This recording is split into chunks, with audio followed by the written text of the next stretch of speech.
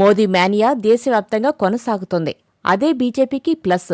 ఏ రాష్ట్రంలో ఎన్నికలు జరిగినా మోదీ మ్యాజిక్తో బంపర్ విక్టరీ కొడుతున్నారు. వరుసగా 3 సార్లు విజయం సాధించారు. దేశంలో మెజార్టీ రాష్ట్రాలను దక్కించుకున్నారు.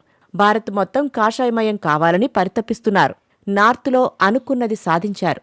అయితే నార్త్లో అనుకున్నది సాధించారు కానీ సౌత్కొచ్చేసరికి మోదీ ప్లాన్స్ రివర్స్ అవుతున్నాయి.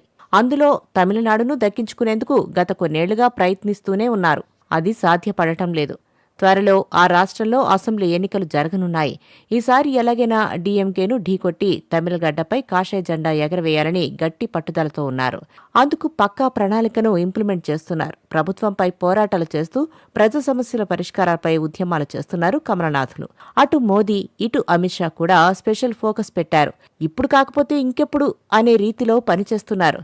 అందుకు బలమైన లీడర్, ప్రజల్లో మంచి ఛరిష్మా ఉన్న నేత కోసం అన్వేషిస్తున్నారు. అది ఓట్ల రూపంలో మార్చుకోగలిగే నాయకుడి కోసం వెతుకుతున్నారు.